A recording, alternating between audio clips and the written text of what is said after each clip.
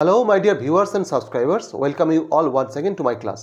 এবং আজকের এই ক্লাসে আমি আলোচনা করব ভোকাবুলারি এনরিচমেন্টের প্র্যাকটিক্যাল কিছু ওয়েজ নিয়ে।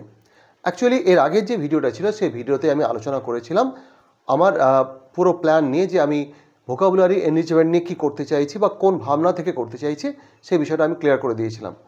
আজকে একটা গাইডলাইন সেট করার চেষ্টা করব, যে গাইডলাইন অনুসারে আমি পরবর্তী ভিডিওগুলো আনবো, এবং এই গাইডলাইনটা কিন্তু যারা যারা ফলো করবে তাদের এনরিচমেন্ট অবশ্যই হবে, এইটুকু আমি একদম গ্যারান্টি সহকারে বলতে পারি।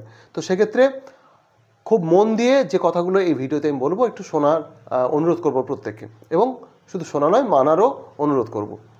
তো ধরে নিচ্ছি যারা আপনারা দেখছেন ভিডিওটা তাদের অনেকেরই বেশিরভাগ জনেরই কিন্তু ভোকাবুলারির সমস্যা রয়েছে। তো সেক্ষেত্রে আমরা বাঙালি অর্থাৎ যারা নন নেটিভ স্পিকার অফ ইংলিশ, তারা আমাদের ভোকাবুলারিটাকে এনরিচ করব কিভাবে, সেইখানে দাঁড়িয়ে দেখে নেওয়া যাক যে কী কী ওয়েজ হতে পারে।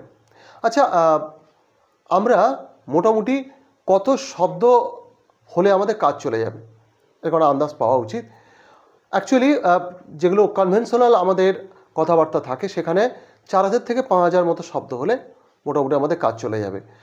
এবং যদি 10,000 প্লাস যদি ভোকাবুলারি স্টক থাকে কারুর, সেক্ষেত্রে এক্সপার্ট একদম তাকে ধরে নেওয়া যেতে পারে। অর্থাৎ বিভিন্ন বিষয়ে সে কিন্তু খুব ভালোভাবে কথাবার্তা চালাতে পারবে এবং লিখতে পারবে।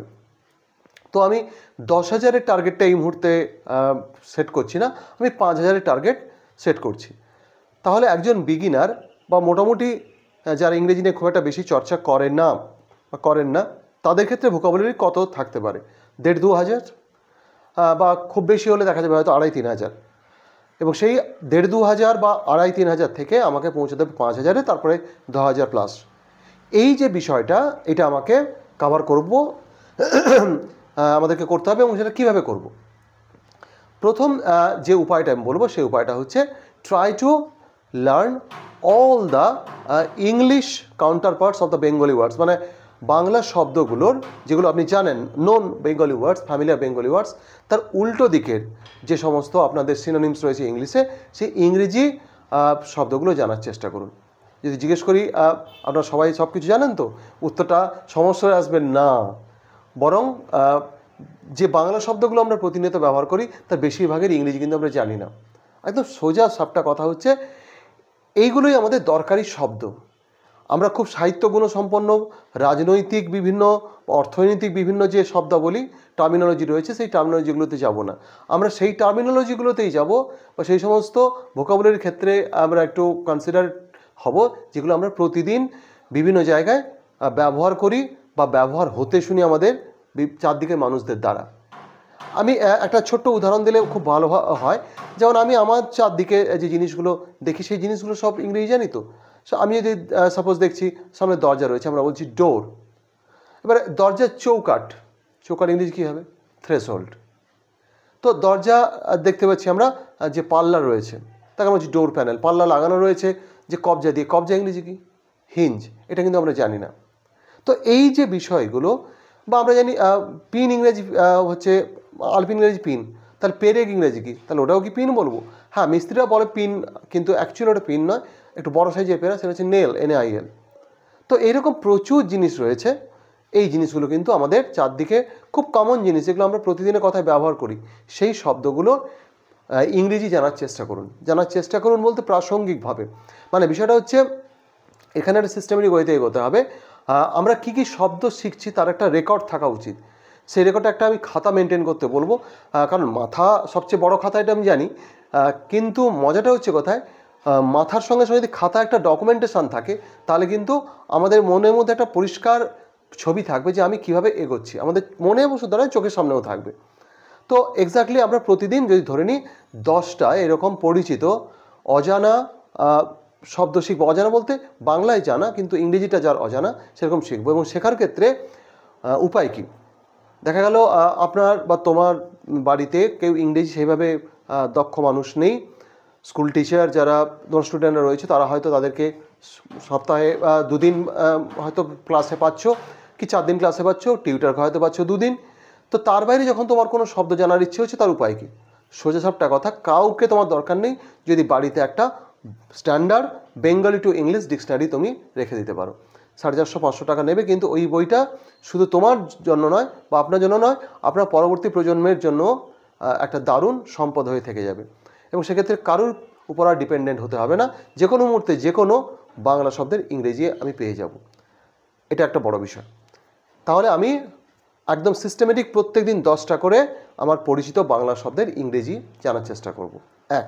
2 নম্বর বিষয় হচ্ছে গিয়ে কি, যে শব্দগুলো আমি শিখছি বা আমাদের খুব পরিচিত শব্দগুলো, সেই পরিচিত শব্দগুলোর ডেরিভেটিভস আমরা জানার চেষ্টা করব। ডেরিভেটিভস মানে অর্থাৎ উদ্ভূত শব্দ। সাপোজ আমি হ্যাপি শব্দটা জানি, হ্যাপি আমরা জানি, এবং সঙ্গে সঙ্গে এর ক্যাটেগরি অর্থাৎ কোন পার্ট অফ স্পিচ এটা জেনে নিতে হবে। হ্যাপি হচ্ছে অ্যাডজেক্টিভ, এবং এখান থেকে আমি কী কী শব্দ পেতে পারি। আনহ্যাপি পেতে পারি, আনহ্যাপি এটাও অ্যাডজেক্টিভ। হ্যাপিনেস পেতে পারি, নাউন, সুখ, ঠিক আছে। আনহ্যাপিনেস পেতে পারি, সুখের অভাব। হ্যাপিলি পেতে পারি, সুখীভাবে। আনহ্যাপিলি পেতে পারি, ঠিক আছে, অসুখীভাবে। তাহলে এই যে হ্যাপি শব্দ থেকে এতগুলো শব্দ আমি জেনে নিলাম, এটা খুব ইজিলি ব্যাপারটা হয়ে যাবে। এটা আমি খুব সহজ একটা উদাহরণ দিলাম। এরকম প্রচুর শব্দ থাকে যেটা আমরা কিন্তু দেখতে পাই। যেমন আমি ধরি রান, রান থেকে রেস, রেস মানে দৌড়, রানার পেতে পারি, রান মানে দৌড়বিদ, রানিং ছুটন্ত, এরকম পেতে পারি। তো এই যে বা রানওয়ে দৌড়ানোর জায়গা, এই রকম শব্দ যদি আমরা একটা শব্দকে ধরে তার রিলেটেড ডেরিভেটিভস কী কী রয়েছে এটা জেনে নিতে পারি, খুব দ্রুত আমাদের ভোকাবুলারিটা প্রচণ্ড রকম স্ট্রং হয়ে যাবে।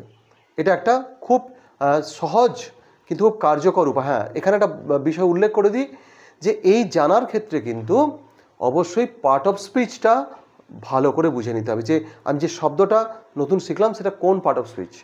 Noun, pronoun, verb, adjective, preposition, conjunction, interjection, সব ক্ষেত্রে আমি বলছি। আমি মানে ওই অজানা যে ইংলিশ শব্দগুলো বাংলা থেকে শেখার চেষ্টা করছো বা করছেন, এবং একই সঙ্গে এই শব্দগুলোরও পার্ট অফ স্পিচটা একদম ক্লিয়ার থাকা দরকার আছে।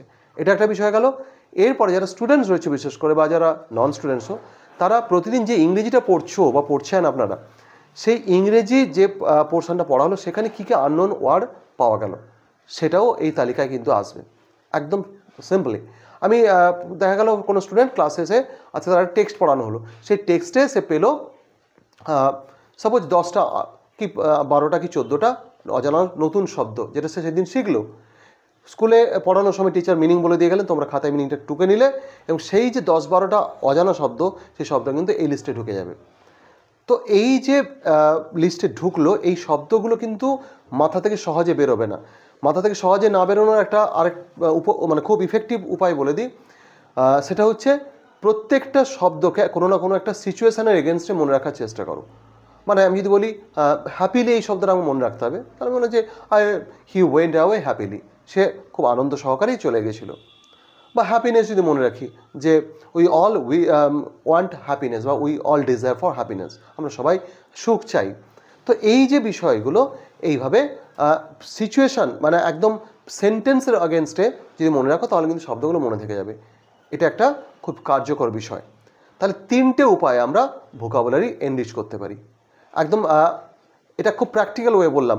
যদি কেউ বলে যে না ইংরেজি মুভি দেখবো, ইংরেজি গান শুনবো, দিয়ে ইংরেজি শিখবো, এটা না সত্যি কথা বলতে কি খুবই ইমপ্র্যাকটিক্যাল ওয়ে একটা হয়ে যায়। মানে বিশেষ করে যারা বিগিনারদের জন্য, যারা অ্যাডভান্স লেভেলে চলে গেছে তাদের জন্য ঠিক আছে, কারণ মুভি বা গানে যে প্রোনাউন্সিয়েশন থাকে, যে অ্যাকসেন্টে ওরা কথা বলেন, বেশিরভাগ ক্ষেত্রে আমরা ওই অ্যাকসেন্ট কানে নিতে পারবো না, অর্থ বোঝা তো দূরস্থান। তাই খুব বাস্তবসম্মতভাবে আমাদের এগোনো দরকার আছে, এবং সেই উপায়টা কিন্তু সেই উপায়গুলো হচ্ছে এভাবেই। 3টে উপায় আমি আবার একদম সামারাইজ করে দিচ্ছি। এক হচ্ছে পরিচিত যেগুলো বাংলা শব্দ আমরা ব্যবহার করি বা চারদিকে শুনি, তার প্রতিশব্দ বা টার্মিনোলজি বা তার যে ইংলিশ কাউন্টারপার্টসগুলো রয়েছে সেগুলো আমাদের জানতে হবে। 2 হচ্ছে গিয়ে কি ডেরিভেটিভস, আমাদের যত বেশি সংখ্যক ডেরিভেটিভস আমরা শিখতে পারবো তত লাভ। 3 উপায়, যে যারা নন স্টুডেন্ট তারা প্রতিদিন যদি 1 পাতা করে অন্তত কোনো ইংরেজি কিছু পড়েন, সেটা সংবাদপত্র হতে পারে, কোনো গল্পের বই হতে পারে, 2 পাতা 4 পাতা যাই পড়ুন না কেন, সেখানে আননোন ওয়ার্ডগুলোকে মার্কিং করুন, এবং একটু কষ্ট করে প্লিজ ওই মিনিংগুলো ডিকশনারি থেকে দেখে নিন। তো এখন তো বিভিন্ন অনলাইন ডিকশনারিও রয়েছে, তবে আমি অনলাইন ডিকশনারি ব্যবহারের জন্য ছাত্রছাত্রীদের খুব একটা উৎসাহিত করবো না। আমি ডেফিনেটলি তাদের বলবো তোমরা ডিকশনারি যে বই অর্থাৎ পেপারমেট বুক, সেখানেই তোমরা অ্যাক্সেসটা নেওয়ার চেষ্টা করো। সর্বশেষে 2টো কথা বলার রয়েছে, যে ডিকশনারি ধরে মুখস্থ করতে যেও না, এই ভুলটা করো না। আমি যদি এই ব্যাপারটা কেউ করেন বা করতে যান, তাকে ডেফিনেটলি বলবো ইমিডিয়েট এটা বন্ধ করুন। কারণ ডিকশনারি ধরে ধরে শব্দ শেখা যায় না, ডিকশনারি সহায়ক হয়। শব্দকে সবসময় মনে রাখতে হয় সিচুয়েশনের এগেনস্টে, কোনো সেন্টেন্সের সাপেক্ষে, নাহলে কিন্তু মনে থাকবে না। বিশেষ করে রিয়েল লাইফ সিচুয়েশানে যদি আমরা শব্দগুলোকে মনে রাখি তাহলে কিন্তু মনে থাকবে। আমি আরেকটা এক্সাম্পল এখানে ছোটো দিই। ধরুন আপনি কাউকে বলছেন যে তুমি আমার পার্সোনাল ব্যাপারে না গলাবে না। তো না জানেন, নোজ পার্সোনাল জানেন, ব্যাপার ইংরেজি জানেন, অ্যাফেয়ার্স, কিন্তু গলানোটুকু পাচ্ছেন না। তো এই বাক্যটা ধরুন আপনি বলবেন, সেক্ষেত্রে আপনি খুঁজে পেতে দেখলেন যে গলানো ইংরেজি পোক। তাহলে don't poke your nose in my personal matters, personal affairs. এই যে পোক শব্দটা আপনি শিখলেন, এইটা কিন্তু আর কখনো ভুলবেন না।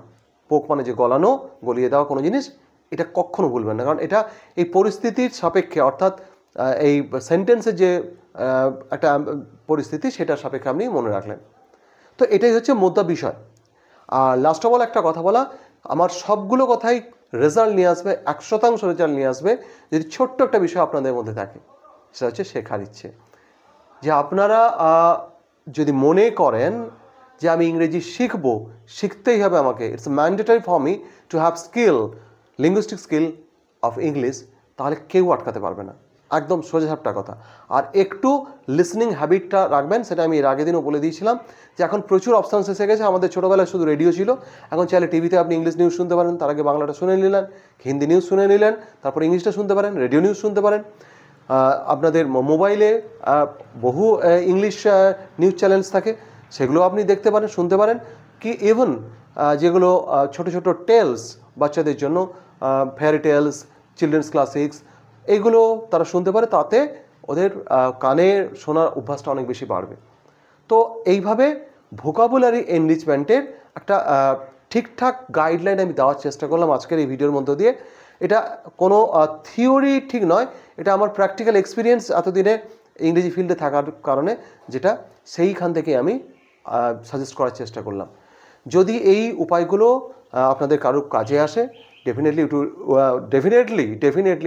ইট would be a huge happiness for me. এবং সেই আশায় আমি করব প্রত্যেকে যারা এই ভিডিওটা দেখবেন তাদের কিছু না কিছু উপকার হোক। তো এই বলে আমি আজকে এই ক্লাসটা শেষ করছি। দেখা হবে পরবর্তী ক্লাসগুলোতে, এবং পরবর্তী ক্লাসগুলোতে আমি অবশ্যই বিভিন্ন কন্টেন্ট নিয়ে আসার চেষ্টা করছি। এসএসসি বা আমার এইচএসে যারা স্টুডেন্টস রয়েছে, বা গ্রামারের উপর আসবো আমি, ল্যাঙ্গুয়েজ স্কিল ডেভেলপমেন্ট, সব কিছু মিলিয়ে মিশে কন্টেন্টসগুলো নিয়ে আসার চেষ্টা করছি। সো দেখা হচ্ছে সামনের ভিডিওগুলোতে। Stay well, stay connected, meet you in the next classes. Thank you.